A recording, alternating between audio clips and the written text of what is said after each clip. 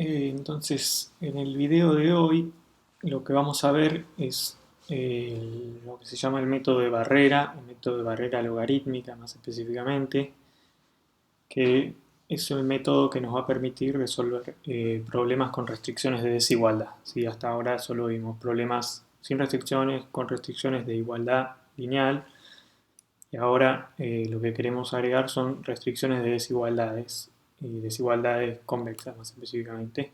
¿Sí? Entonces, ahora vamos a poder resolver, digamos, con este método vamos a poder resolver un problema convexo general, digamos, de forma eficiente. ¿Sí? También se puede aplicar, digamos, para problemas no convexos sin garantías, digamos, pero bueno, por ahora, digamos, vamos a pensar eso. ¿Sí? Tenemos una función f0 que queremos minimizar, funciones fi que son las restricciones de desigualdad, fi menor o igual a 0, ¿sí? Y restricciones de igualdad que son de la pinta a por x igual a b, ¿sí? Las fi vamos a subir que son convexas y dos veces diferenciables, ¿sí? Bueno, entonces el método que vamos a describir es un método de puntos interiores, digamos en inglés sería Interior Point Method, que lo que significa método de punto interior quiere decir que las restricciones de desigualdad se van a cumplir, digamos, en cada paso del método se van a cumplir de forma estricta, ¿sí? Con lo cual vamos a necesitar, digamos, para que los métodos funcionen, vamos a necesitar que exista un punto, lo que se llama estrictamente factible, ¿sí? O sea, un punto x0 tal que fi de x0 sea menor estricto que 0 para todo i igual a 1 hasta n, ¿sí? Bueno, y además que cumpla la otra restricción, o sea, por x0 igual a b. ¿Está bien? Bueno, o sea, eso es lo que habíamos llamado la condición de Slater, ¿sí? Que si se acuerdan era lo que nos garantizaba que la dualidad valía. ¿Sí? O sea, eso también es importante desde el punto de vista teórico. Vamos a decir que la dualidad vale y eso va a servir para la convergencia. Pero, digamos, es esencial tener el punto interior para empezar, digamos, porque, digamos, el algoritmo siempre se tiene que mover en puntos interiores, ¿sí? Después al final vamos a hablar de cómo obtener un punto interior para empezar el algoritmo, ¿sí? Porque en principio lo vamos a hacer asumiendo que tenemos un punto interior, ¿sí? Y después vamos a hablar de métodos de fase uno, digamos, métodos para conseguir un punto estrictamente factible, ¿sí? Que ese es otro problema. Hay veces que lo tenemos de antemano, o sea, si conocemos, entendemos el problema bien, ya tenemos un punto estrictamente factible, o lo podemos armar, y otras veces no, y hay veces es un problema en sí que vamos a encontrar un punto factible. Es un problema de factibilidad. ¿Eh? Bueno, eso para después. Entonces, la idea del método de barrera es ir resolviendo una sucesión de problemas, digamos, cuyas soluciones van a ser puntos interiores y van a converger asintóticamente a la solución de las condiciones de KKT. O sea, vamos a ir viendo que este método va a darnos una especie de condiciones de KKT perturbadas, soluciones a esas condiciones perturbadas, y, y cuando hacemos tender a infinito, digamos, asintóticamente, convergemos a una solución posta, ¿sí? Bueno, ok. Entonces, por simplicidad, digamos, para analizar el algoritmo, al menos desde el punto de vista teórico ahora, vamos a suponer que son solo restricciones de desigualdad. O sea, las restricciones de igualdad nos las vamos a olvidar por un rato, pero no cambia nada. O sea, lo único que me voy a ahorrar en el lagrangiano el término de las restricciones de igualdad, pero la cuenta es esencialmente la misma, ¿sí? O sea, es solo para simplificar un poco las ideas, ¿sí? Más que nada. Bueno, entonces, un poco de motivación del por qué este método. Recordemos que, digamos, cuando teníamos nuestro problema, podíamos armar, o sea, vamos a suponer solo restricciones de desigualdad, o sea que tenemos las FIs, ¿sí? Y no hay restricciones de igualdad, o sea, no hay A por X igual a B. Entonces, lo que podíamos armar era el lagrangiano del problema, lagrangiano para un x y un lambda, ¿sí? Era esto que está entre paréntesis, ¿sí? La suma de los lambda i por fi, le sumábamos a la f0. Bueno, y si se acuerdan había dos órdenes, si hacíamos un orden, si hacíamos primero, tomábamos ínfimo en x y después supremo en lambda, eso nos daba el problema igual, pero si hacíamos primero tomar supremo en lambda y después tomar ínfimo en x, eso nos daba el problema primal, ¿sí? O sea, si hacemos, agarramos el lagrangiano y tomamos el supremo en lambda para un x fijo, es hacer el supremo de esto, ¿sí? O sea, el supremo de esta suma, ¿sí? Y esto nos da esta suma, que esto es f0 de x más la suma de la indicadora de los negativos, o de los menores o iguales a 0, de los fi. Esta indicadora vale 0 si fi de x es menor o igual a 0 y más infinito si fi de x es mayor a 0, ¿sí? O sea, esta indicadora vale eso, ¿sí? 0 si u es menor o igual a 0, más infinito si u es mayor a 0. O sea, si se viola alguna desigualdad, si algún fi es mayor a 0, esto vale más infinito. Y fíjense que es lo mismo que esto porque si hay algún fi mayor a 0, entonces hago el lambda tender a infinito y chao, esto se me va a infinito, la suma. Entonces es lo mismo, ¿sí? Bueno, y si agarrábamos a esta función, le tomamos ínfimo en x, esto es lo mismo que el ínfimo de la función sujeto a las restricciones, ¿está bien? Eso ya lo habíamos hecho cuando vimos la dualidad. Bueno, entonces la idea del método de barrera va a ser, en cierto sentido, aproximar esta función indicadora de los reales negativos por alguna otra función, ¿sí? ¿Está bien? Esa función, digamos, es como que pega un salto, digamos, es como una especie de delta de Dirac, pero digamos, de los reales negativos. Entonces la queremos aproximar por algo que sea suave, digamos, no que salte de 0 a más infinito, sino que se vaya a infinito cuando me acerco, ¿sí? Y eso cada vez que se parezca más, ¿sí? Entonces, la idea es poner lo que se llama una barrera logarítmica, ¿sí? Que es lo que va a aproximar a la función, la indicadora de menos infinito, la indicadora de los reales negativos, ¿sí? Pero que sea diferenciable, digamos, que se vaya a infinito en el 0, pero que se vaya a infinito, no que salte de 0 a más infinito trivialmente. Entonces, una función de barrera logarítmica son una familia de funciones, digamos, que dependen de un parámetro t. Hay otros autores que lo escriben como un mu, en realidad distinto que esto, pero con un mu tendiendo a 0, pero es lo mismo.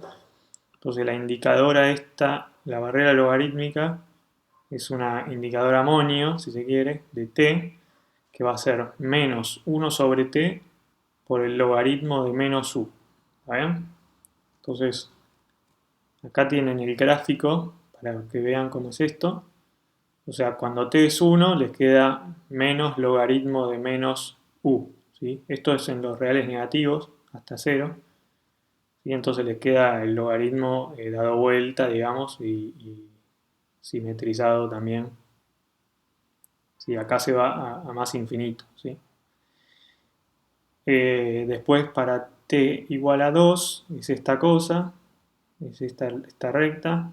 Entonces, como ven, o sea, se van a más infinito, pero además se van pegando a 0, digamos, cada vez se hacen menos grandes, digamos, se le dan menos peso en esta parte, ¿sí? Y se va pegando cada vez mejor a la indicadora esta, la indicadora de los negativos, que es chuc, chuc, o sea, es como que sube derecho y va plan en 0. Esta, la amarillita, es para t igual a 4 y la violeta es para t igual a 8, ¿sí? ¿Está bien? Bueno, esas son las barreras logarítmicas, ¿está bien? Bueno, entonces la idea del método es muy sencilla. Agarro y reemplazo, donde acá dice indicadora de los reales negativos, pongo esta función, ¿sí? Y eso me da una nueva función, ¿sí?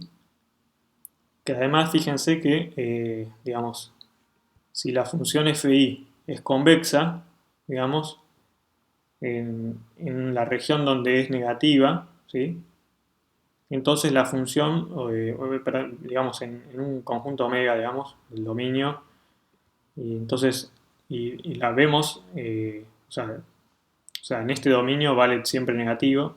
O sea, nos vamos a restringir, no vamos a hablar de la función globalmente, sino solo donde es negativa, ¿sí? Porque nos vamos a mover ahí. O sea, las FI siempre en los pasos de los puntos interiores vamos a chequear en cada paso que nos mantenemos en puntos donde las FI son negativas, ¿sí? O sea, vamos a hacer pasos chiquitos para garantizarnos eso, si es necesario. Bueno, entonces en esa región, digamos, cuando la FI es negativa, esta función, logaritmo de menos FI de X, resulta convexa, ¿sí? O sea, esto, ejercicio, eh, digamos, háganlo, que es una cuentita de esas de composición para recordar práctica 1, creo que era, de funciones convexas. Esa es la cuenta de composición, hay que usar que, digamos, las funciones son convexas, el logaritmo es cóncavo, pero menos el logaritmo es convexo, y el logaritmo es, o sea, el logaritmo es creciente, ¿sí? Estrictamente, esa era la otra propiedad que había que usar. Bueno, con eso sale. Si no, también lo pueden hacer con el hessiano, digamos, pero eso es solo el caso diferencial, ¿sí? Bueno, entonces, la función, digamos, que vamos a considerar es, digamos, o sea, ahora el problema, convertimos nuestro problema con restricciones de desigualdad en una, una familia de problemas con restricciones con ningún tipo de restricción, digamos, sin restricciones. Que es, o sea, para cada t mayor a 0 tenemos el problema de minimización sin restricciones, que está dado por minimizar en x a la función f0 de x más menos 1 sobre t por logaritmo de menos fi de x, ¿sí? ¿Está bien? Entonces, lo que hacemos es sumarle la barrera logarítmica, ¿sí? A nuestra función, ¿sí? Y eso nos da un problema sin restricciones. La idea o la intuición, digamos, es hacer el t cada vez más grande, que eso hace que la aproximación de la barrera logarítmica sea mejor. Y cuando t se vaya a infinito, esto debería converger a nuestra minimización de la función f0 de x, ¿sí? Bueno, como les decía, el dominio de esta función está implícito. O sea, porque digamos, para que esto tenga sentido, me tengo que mover en puntos interiores, o sea, las FI en X tienen que ser menor a 0, estrictamente. También, digamos, F0, o sea, F tiene que estar definida. Bueno, en principio podemos pensar que la F está definida en todo el plano, y si no, eso nos da una restricción más a cumplir. Entonces, o sea, hay un dominio implícito de esta función, pero como les decía, vamos a empezar en un punto interior, ¿sí? Entonces los métodos que vamos a hacer, que van a ser tipo método de Newton, en cada paso lo que vamos a hacer es chequear que cuando nos movemos el paso nos siga garantizando que se cumplen las desigualdades, ¿sí? Con el menor estricto.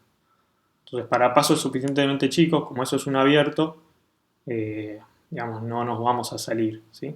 Entonces eso nos va a garantizar que podemos hacer como si no hubiera restricciones, ¿sí? Las restricciones implícitas no están, aunque sí están a la hora de escribir el algoritmo, o sea, uno tiene que chequear que eso se cumpla cuando uno hace el paso de backtracking, ¿sí? Cuando uno hace paso de backtracking, tiene que verificar que no solo la condición de backtracking, por ejemplo, sino además que el paso que tomo no me saca, no me viola alguna de estas desigualdades, ¿sí? Si no, lo sigo achicando. Pero es solo esa modificación. Bueno, ok. Bueno, esto es lo que les decía. Entonces, bueno, el problema que lo escribimos así, de minimización, con el 1 sobre t, podemos, digamos, multiplicar todo por t, ¿sí? Y lo vamos a escribir de la siguiente forma. vamos a minimizar, digamos, para cada t, t por f0 de x más phi de x, donde la phi es la función barrera, digamos, de toda la barrera, o sea, la suma de todas. La phi es la suma de menos logaritmo de menos fi de x, ¿está bien? Entonces, este es el problema que vamos a resolver en cada pasito del algoritmo, ¿sí? Minimizar esta función para ciertos test, ¿sí?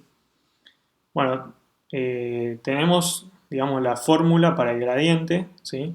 O sea, esto para cuando uno quiere resolver, o sea, va a tener que calcular el gradiente y el hessiano de esta función, ¿sí? Entonces, la fórmula para el gradiente de la phi es la siguiente, ¿sí? La pueden hacer, no se las dejo como ejercicio para la práctica.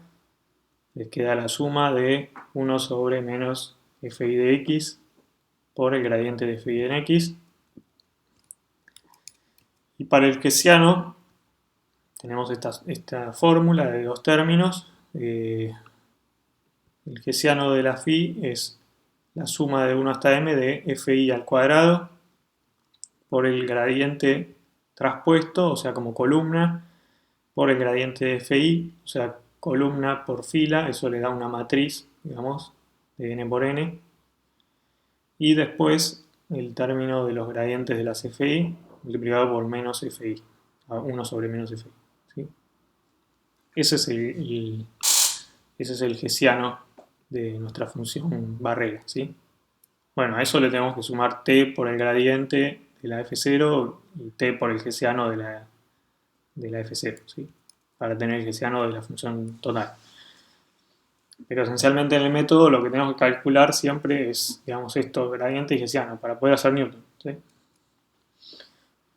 Bueno, entonces una notación, digamos, para t mayor a 0 vamos a definir lo que se llama el central path, o el camino central, sería en español, que se denota x estrella de t, y está definido por la solución, digamos que por ahora asumimos que existe y es única, del problema minimizar esta función, digamos, t por f0 de x más phi de x, ¿sí? Ese es lo que se llama el central path.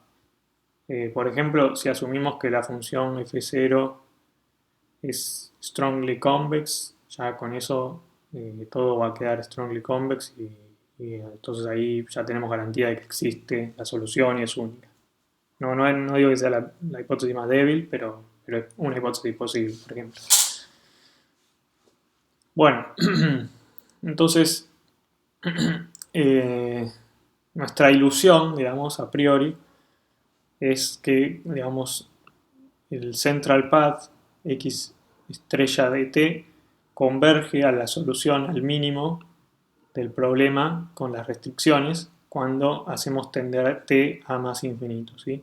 Converge a x estrella que llamamos a la solución del problema, ¿sí? Bueno, entonces, como les decía, la idea va a ser ir tomando cada vez t más grandes y ir resolviendo, ¿sí? Pero uno podría decir, bueno, si esto converge, ¿por qué no tomamos directamente un t muy muy grande? ¿Sí?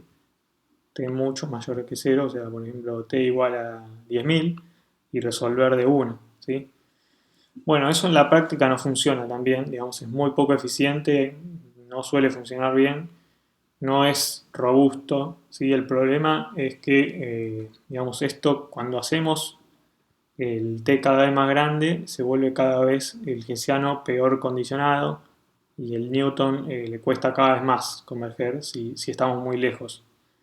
Entonces, ya mandarse a resolver de una con un t enorme es muy muy costoso, digamos, vamos a caer en la trampa de quedar o sea, Newton tiene convergencia cuadrática cuando uno está cerca, pero cuando no está cerca de la solución tiene convergencia lineal, ¿sí? Entonces lo que va a pasar es que vas a tener muchísimos pasos de Newton lineales, digamos, la fase lineal, eh, la fase dump de Newton y no la fase cuadrática. Entonces la idea es tomar un t, o sea, el t lo vamos a ir aumentando de forma moderada, ¿sí? Para que siempre mantenernos cerca o en la fase cuadrática de Newton, donde sabemos que hace 4 o 5 pasos y converge, ¿sí? Entonces, por eso uno va a ir recorriendo el central path. O sea, no es que lo va a recorrer, digamos, de forma continua, pero vamos a ir saltando de a pasitos, ¿sí?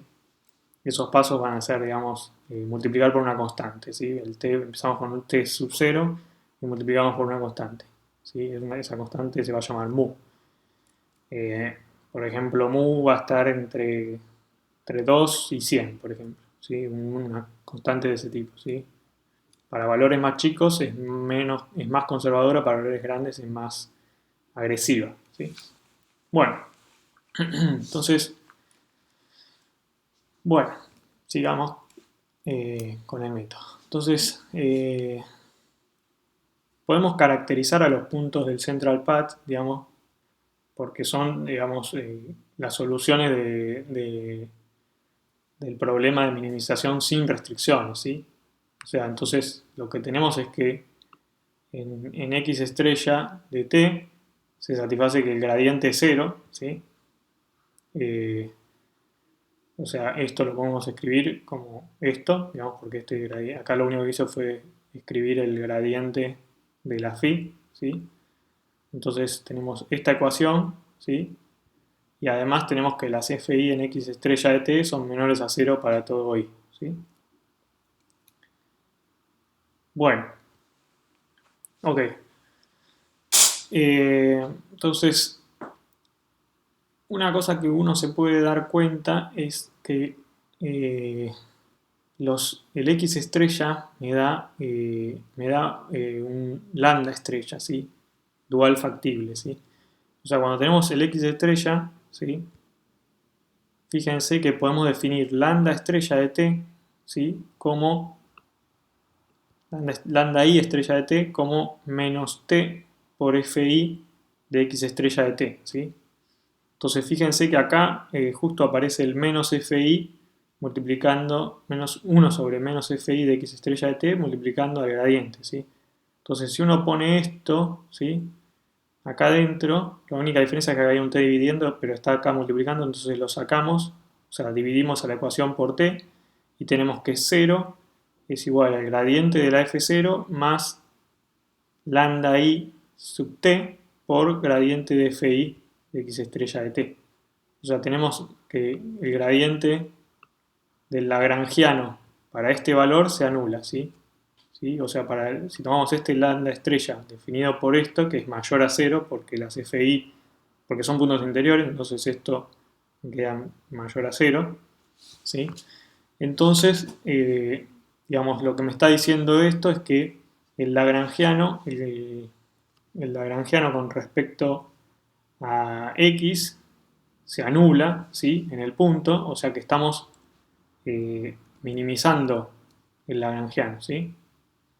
O sea, esto es lo que decía, ¿sí? O sea que como el gradiente es cero, estamos minimizando el lagrangiano en x, ¿sí? Para este lambda estrella, ¿sí? Cuando tomamos el x estrella, ¿sí? Y esto, bueno, es eso. Entonces, si minimizamos el lagrangiano, lo que tenemos es g de lambda estrella de t. Digamos, acuérdense que la función dual era, digamos, el mínimo del lagrangiano para el lambda fijo, mínimo en x, ¿sí? O sea que lo que tenemos es que el g de lambda estrella de t es el lagrangiano en x estrella lambda estrella, ¿sí? De t. Bueno, pero ¿qué nos dice esto? Bueno, nos dice que, digamos, o sea, la función dual g de lambda estrella de t, esto es el lagrangiano de x estrella lambda estrella de t, ¿sí? Y esto, bueno, es f0 en x estrella menos t por fi de x estrella. O sea, si evaluamos el lagrangiano en estos valores, lo que va a pasar es que este fi se va con este fi, ¿sí? O sea, me queda el fi estrella multiplicando, pero acá, como el lambda i es 1 sobre menos t por el fi en x estrella, se cancelan, ¿sí? Entonces acá me queda la suma de 1 hasta m de menos 1 sobre t, ¿sí? Entonces cuando hacemos la suma es m sobre t, ¿sí? O sea, lo que llegamos al final es que esto es el g de lambda estrella de t, es f0 de x estrella menos m sobre t, ¿sí? Y esto es la función dual, ¿sí? Acuérdense que la función dual en un lambda mayor o igual a 0 siempre nos da una cota inferior de la optimalidad, ¿sí? O sea, esto es menor o igual que el óptimo, ¿sí? O sea que esto es menor o igual que el valor P estrella, digamos, del valor del problema, ¿sí? Con lo cual, digamos, ensanguchamos. Si esto es menor o igual que P estrella, pasamos para el otro lado y lo que tenemos es que f de x estrella de t menos P estrella es menor o igual que m sobre t, ¿sí? Lo único que hice fue pasar esto para acá y esto para allá, ¿sí? Acá es lo que les decía, siempre g de lambda nos da una cota inferior del valor del problema, ¿sí? Entonces tenemos esta cota, esto es mayor o igual a 0 porque esto es un punto factible, ¿sí? Entonces llegamos a una cota de suboptimalidad, ¿sí? O sea, fíjense que cuando t es grande, digamos, o sea, para cualquier t siempre tenemos esta suboptimalidad que es dada por m sobre t. O sea, para t grande, esto se puede hacer tan chico como yo quiera, ¿sí? Entonces la idea va a ser que vamos a converger, digamos, cuando t sea grande, vamos a tener un punto que, vamos a tener eh, una cota de suboptimalidad, digamos, directa, explícita, ¿sí? Es esta. Y de hecho la vamos a usar esta desigualdad como condición de parada, como stopping rule, ¿sí? O sea, esto confirma la idea intuitiva que teníamos de que cuando t tendía a infinito, x estrella de t converge a x estrella, ¿sí? Y nos da un stopping rule efectivo. O sea, esto demuestra la convergencia siempre que, digamos, tenemos el x estrella de t. Por ejemplo, el caso de strongly convex, ¿sí? O sea, tenemos convergencia cuando t se va a infinito por esta desigualdad. Es muy simple la demostración. O sea, una vez que uno tiene la dualidad, es muy simple, ¿sí? Bueno, ok. Eh, bueno, como les decía, nos va a dar un stopping rule esta condición, o sea, la condición de parada del algoritmo va a ser de esta pinta, esto menor a epsilon, que esto lo podemos calcular, digamos, m sobre t. O sea que en realidad va a ser una cantidad de pasos, digamos, que ya está determinada por m y por epsilon, ¿sí? Solo no depende de la función. Bueno, entonces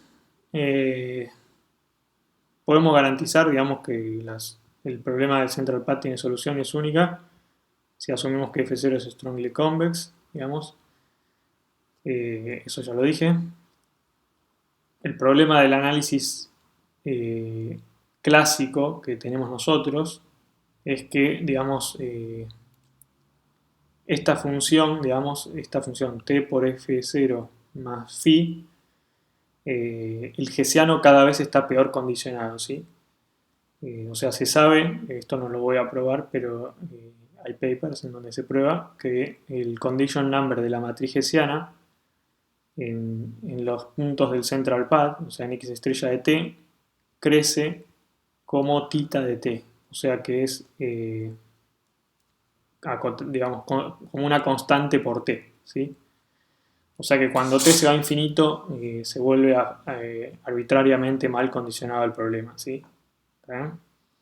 Entonces, eso podría parecer un problema que mata el método, pero como les dije, en la práctica eso no pasa, digamos. O sea, cuando uno va haciendo el central path, hace pasos chicos, se mantiene cerca y el método de Newton funciona bien, digamos, siempre que no nos vayamos lejos, o sea, siempre que no seamos demasiado agresivos, no es un problema práctico. Y en realidad es un problema más bien del análisis clásico que del método en sí. O sea, se puede probar, digamos, que estos métodos para ciertas clases de problemas que no sé si voy a probarles o quizás comentarles. O sea, hay todo un análisis más moderno que se llama con funciones self-concordant, que incluyen a muchas funciones. En particular incluye a los problemas de LP, QP o Quadratic Programming con Quadratic Constraints. QP, QC sería eso. Todos esos problemas y hay más problemas de semi-definite programming que caen en esa clase de problemas de self-concordant, y en ese caso uno puede mostrar que estos métodos clásicos, digamos, este método de barrera es un método clásico, digamos, del 60, pero que, digamos, del 60 en adelante, o sea, en los 70 perdió mucho de popularidad y recién, digamos, vuelven a tomar popularidad cuando se descubren métodos de punto interior que eran de tiempo polinomial, ¿sí? En los 80, en el 84, Karkamar te muestra que hay un algoritmo de punto interior que es de tiempo polinomial para LP, o sea, para programación lineal. Y eso fue una revolución, digamos, y volvieron a tener interés estos métodos, ¿sí? Entonces, después de eso, eh, el trabajo de Nesterov y Nemirovsky mostraron que o sea, las funciones self-concordant para este tipo de algoritmos de barrera, no exactamente este quizás, eh, pero sí, en particular este y otros, eh, son, tienen tiempo polinomial, digamos, esencialmente. O sea, resuelven los problemas de forma muy eficiente, ¿sí? Pero el análisis es distinto. El análisis que nosotros hicimos, que es clásico, que es eh, digamos, clásico no me sale el nombre ahora, el ruso, ¿cómo se llama? Bueno, no importa. Eh, Leonid, no importa. Bueno, el análisis clásico, digamos, se rompe porque, bueno, ahí aparecen el M y el M grande, el M chiquita, y la cuenta queda dependiendo de todas esas constantes que se van arruinando, ¿sí? Se van arruinando por esto del condition number, pero en la práctica no se arruinan. O sea, los métodos no se arruinan, funcionan bien a pesar de eso, ¿sí? O sea, es un problema del análisis. Bueno, voy a cortar acá y sigo en el siguiente video.